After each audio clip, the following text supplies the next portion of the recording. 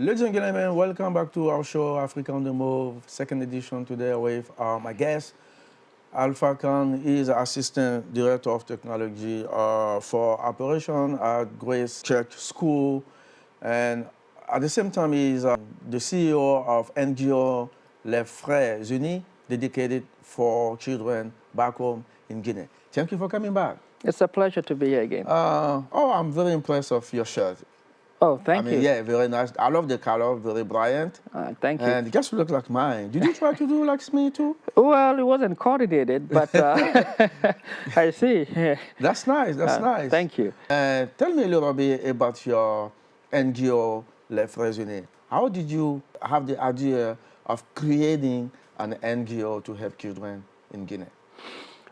Okay, the idea started a long time ago in 2014. We had a social group, just a few people, and every month we used to meet up and then just to talk our tribulation and see how we can help each other, on a daily basis. Because, being away from your homeland, sometimes you face many challenges, and alone it's hard to overcome all those challenges. So this is one of the reasons why we formed that social group, to help out one another. We were very successful at it, and then we said, okay, guys, listen up. Now we are able to help each other, but let's think about back home.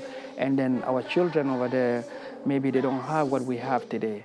There's something we can do. They cannot just be here and then forget about back home. So this is how actually the idea started. And then we said, okay, let's just form an NGO where we can provide educational support and services to the children in Guinea. And we started in 2014, and then we presented the idea to the community, and many good people and many humanitarians came forward, and then they supported the idea, and this is how we are today. So we believed in from the beginning of the formation of the NGO. We're gonna stick to our goal no matter what. We will do what we want to do, and we will accomplish it regardless of the challenges. How many people, how many members are in your NGO now? Wow.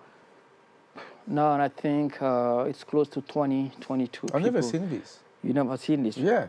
How? Because usually NGO, it's like a few people, 4 or 5 people, but 20 people. Yes, 20 people. Dedicated. Dedicated, and because everybody bring a different type of support, and some people are here just to inform the community about us, and just to campaign for the NGO, just to see any kind of help that we can get to provide support. Because what you have to understand is that many people form NGO and rely on private institutions and government to help them achieve, their goals. For us, it's a little bit different. So we didn't form this NGO and just ask for a handout. We say, no, this NGO will be funded, but we're going to be the primary resources, the primary funding of this NGO. So you mean money come from your pocket first? Money come from our pocket first. Wow. Until now. And our biggest supporter right now is Grace Church School, which provides financial support and in-kind support and services to us. So we don't have any other backing, any big institutional backing. But since this NGO was intended to be funded by us and is going to our children, we cannot wait for anybody, and we will continue asking for people help. But before that comes, we'll have to support it and fund it. So the 20 members that you see, they all contribute to something. They contribute to this, and they're doing it happily. They're doing it with all their hearts. So what about the support of your community? Because one thing that I noticed, for the last 6 years I've been with you, working with you, because I'm the one doing the video, making the reporting about the incident back home in Guinea. Mm-hmm. So I noticed something, right? I see there is a lack of commitment of the community, Guinean community, African community, especially Guinean community. How could you explain this? What's going on? What is the problem? I think it's a matter of awareness. Guinea in general, many Guinean people are more involved into politics more than anything else.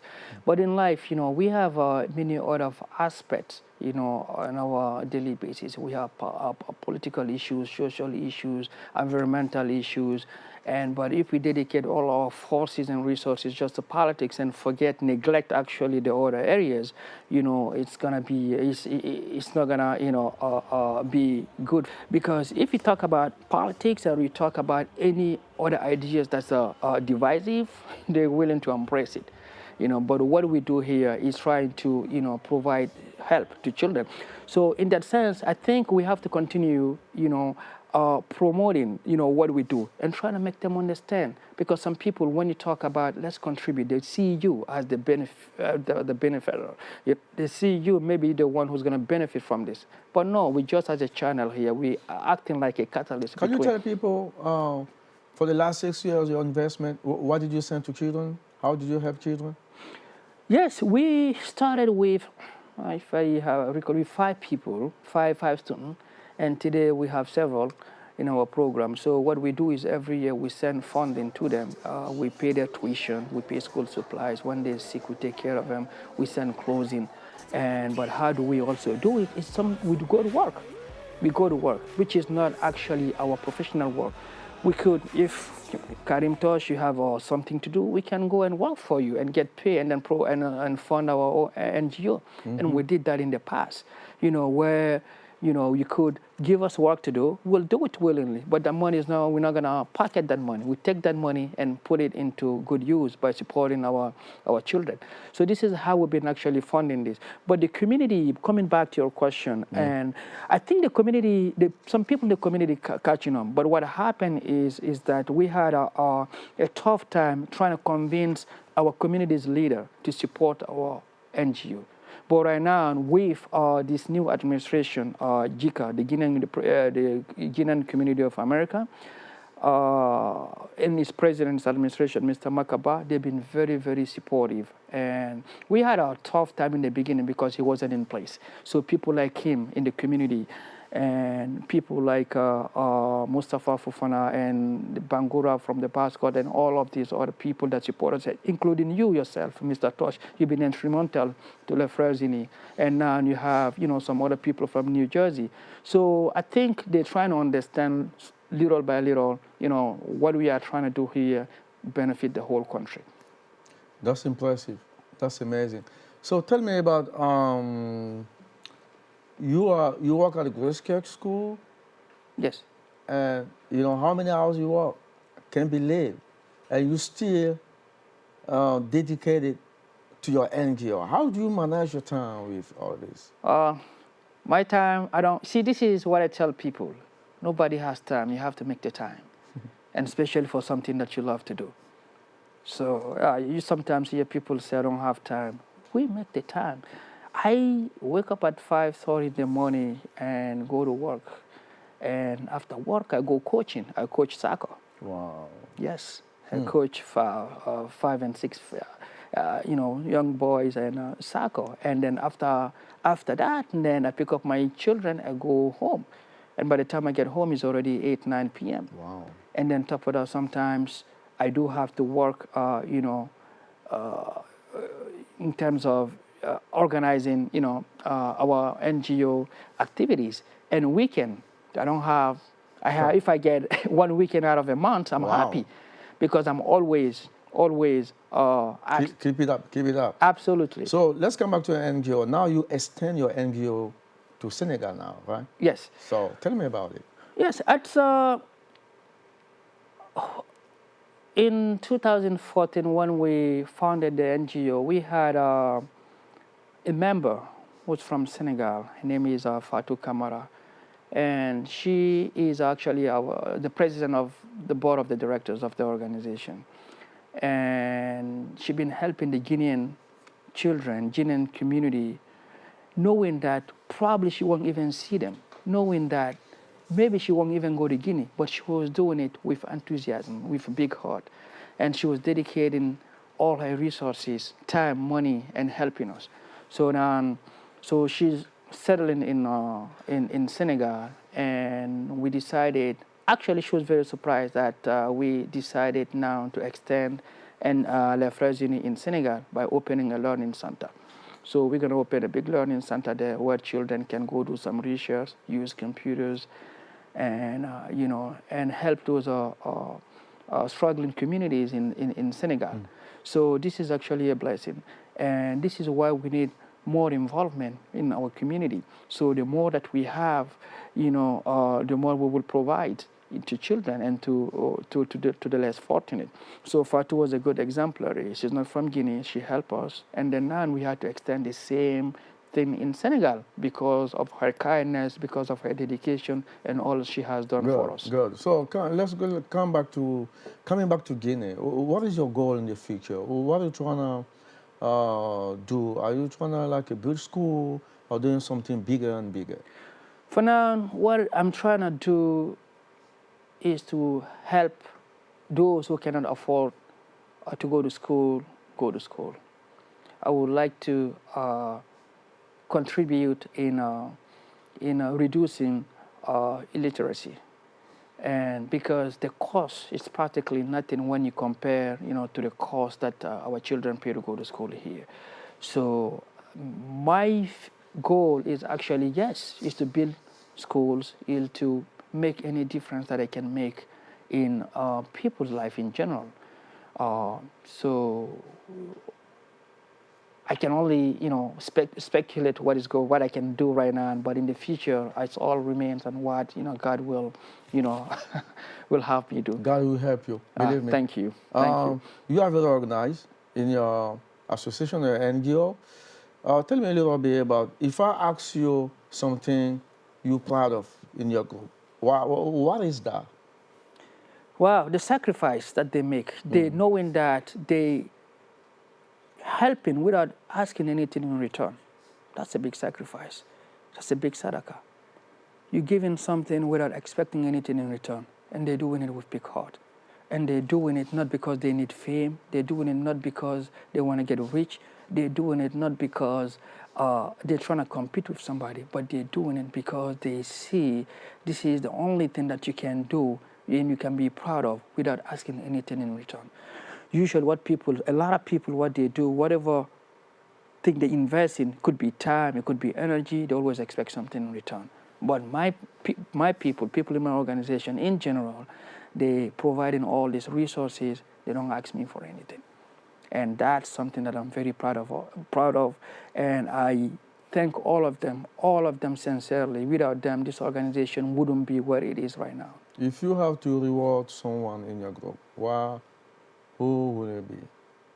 Unbelievable. That question I will not be able to answer is because they all provide, they all... Maybe, okay. They make this organization, everybody has a role to play. So it's like a team. It's like a soccer team, all right? If you take one position out of a team, how can you function, all right? So everybody's playing their role. Everybody's doing what they can, just to better the organization. So if someone I have to reward, I'm going to make a big trophy and then reward all of them. So that's exactly what I would do. So all of them, I thank, and I'm proud of all of them. They are real patriots. They are real Africans. If you want to change something in your community, what will it be? Yes, if I would change something in my community, something that actually been bothering me all along is that the fact that when it comes to something that's going to divide us, that's what we like to focus on. We don't see what unites us in general. It tears me apart to see when we fight. When I see politicians and making us fight, divide us so that they can conquer. I would like to see one Guinea, one Africa that's working for all. What I would love to see is that everybody cares for one another. Whether you're from the Susu tribe or the Mandingo tribe or the Fulani tribe, it doesn't matter. We're all under one nation, under one flag. So what hurts me is that when I see my community people fighting and killing themselves for what in general? For power, which is actually, it's not going to last. Politicians are here they're trying to do, they're good in person, but their idea and mentality is bad for the people in general. So this is the lack of understanding that I wish I can change in our community. If you do this, that's a big change you bring to you in your community. So we're gonna wrap up. I want you to look at this camcorder right now. This one straight up, and say your last word. I know there are a lot of people you wanna thank, and go ahead. Okay, first I would like to thank my dear mother, and thank you for being here, Mama. I thank my wife, my beautiful children, my brothers and sisters, the members of the FRERES organization, all of you. You guys make this organization the best. And I would like to thank the support that we get from the community, the GIC and its administration. I would like to thank all the associations that have been supporting to us. And without you, Mr. Tosh, we wouldn't be known. We have a lot of fame right now, and we have many people know the FRERES because of you. We are well known because of you, and you are tireless journalists who actually try to put the truth out there. So thank you for your support. And what I would like to add is that we're hoping that the community will embrace what we are doing, and the community will understand that working together as a Guinean, as African, this is the only thing that's going to lead us forward. All the other divisive ideas and angers, frustration, and fights will not lead us to anywhere. So I pray that one day we will all come to that understanding where we can work under one nation. Also, thank you so much, Grace Church School, for all your support, for everything that you've been providing to us, to the FRERES Uni, and to me and my family. And without you, our organization wouldn't be where we are today. And thank you to the administrator, thank you to my boss, to my team. Thank you for the confidence that you have in me and in the Guinean community. Thank you so much for having me. It's a pleasure being here. Thank you. You are very welcome. Ladies and gentlemen, Alpha Kann, my guest today. Thank you. See you in 2 weeks. For sure, we're going to have a lawyer here soon. She's going to tell us about $5 donation. Now that little girl is going to 6th grade. She can read, thanks to you. She can write, thanks to you. She can add, thanks to you. We say $20 is putting them to school. If you take your kid to McDonald's, I'm sure you're going to spend more than $20. Isn't that true? So sometimes we do forget. We get carried away with the speedy life of this country. But sometimes we say, brothers and sisters, let's slow down and look back. I was extremely happy to contribute to the future. At the end of my visit, the student asked me to relay this message to you. They say, Mr. Kann, tell everybody that we appreciate what you are doing for them. They asked me to please tell you to continue supporting them. Please continue supporting these children. And also their parent asked me to bless you. They are praying for you. They say, the good deeds you are doing, may Allah bless you abundantly. May you live long and prosperous life.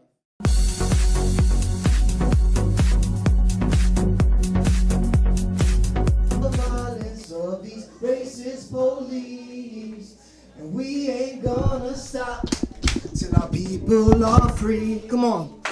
We ain't gonna stop till our people are free. All together.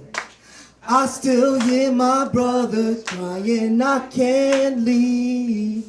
So now I'm in this struggle singing, I can't leave. Calling out the violence of these racist police. And we ain't gonna stop now till our people are free. Come on. We ain't gonna stop till our people are free. One more time, all together. I still hear my brother crying, I can't breathe. Now I'm in this struggle singing, I can't leave. We calling out the violence of these racist police. And we ain't gonna stop till our people are free. We ain't gonna stop till our people, one more time. We ain't gonna stop. We ain't gonna stop till our people are free. That's right. Peace, family. But if you had a a loved one, your son, your daughter, your mother, your grandmother, your uncle, your aunt, your cousin, your best friend, your next door neighbor, who was in emotional distress, and you were worried that they were going to hurt themselves or do something to themselves, what would you want to have access to other than the police department? So if we were able to say to you right now, here is what we can offer you right now, what is it that our communities need? So I would love to hear folks just stand up, and if you're compelled, what would you want to have as an alternative to calling 911? But I am a member of the Justice Committee, and I'm here to talk about how we see the problem and how we think it should be changed, things should be changed. So Mohammed's story is a clear example of why New York City really needs to change how it responds to those experiencing mental health crisis and emotional distress. We're using police as first responders, but this is illogical, ineffective, and just plain cruel. Police officers, as Linda was saying, are not mental health professionals. They are the only city workers who have a license to kill. They are there to enforce the law. And as we know, when they do kill, they aren't held accountable, okay? There was a recent Department of Health study that showed that interactions with police are very detrimental to our health, okay? This is New York City Department of Health study. And using police as first responders in these cases essentially criminalizes mental health, okay, mental illness, excuse me. On the national level, we know that this is happening all over the place because about half of the prison population consists of people diagnosed with a mental illness and a substance use disorder. Nearly half of the people executed nationwide between 2000 and 2015 have been diagnosed with a mental illness. Right? We're talking specifically about people who are in mental distress, but really we're talking about a much larger conversation about abolitionism, about decarceration, about decriminalization of our communities. And so this is one important part of it, but let's understand it's part of something much greater. And so that has to be the starting point. And so, yes, I'm part of CPR, Community United for Police Reform, but most people who are there will tell you that, yes, reform is part of it, but we have to go far beyond reform. Because the structure, the institutions are committed to the police being at the heart of any conversation about responsiveness to people in emotional distress. That's right. And anything that is going to come good out of this cannot include them. We have to find a way to take the police out of the middle of the equation. All right? And when we talk about reform, reform doesn't speak to that. Reform speaks to finding a place for the police. It speaks to finding training for the police. All right? It talks of having police maybe on the periphery, but the police are always there. And as long as the police are always there, we are going to die. All right? So I think that's the first thing we have to commit ourselves to. That is a vision of this work that does not include the police where they're not the center. And we have to be brave enough, That's right. and we have to be articulate enough to speak directly to that. Because our allies, who are the politicians, elected officials, look, some of them are good people. But at the end of the day, the police department and its regime runs this town. That's right. And you cannot be an elected official in this town, or it's very difficult to be one, without somehow paying homage, kissing the ring, somehow acknowledging the police in the middle of that equation. So that's the first thing. The second thing is, in some ways, the more difficult conversation we have to have, which is, what is the vision of the alternative? Because the first thing people will hit you with, and I'm not just talking about people we might consider to be enemies, I mean our own people. The first thing people will come to you with is, what is the alternative, right? I happen to sit on my block association, right? Great people. But when there's a problem in the neighborhood, the first thing they do is call the police department in there, right? We don't have the imagination yet to have these alternatives. And so our challenge is, we have to do research. We have to sweep not only this country but across the world to find examples of systems that have found alternatives, found different ways of addressing this problem. We need to change the system. They talk about training.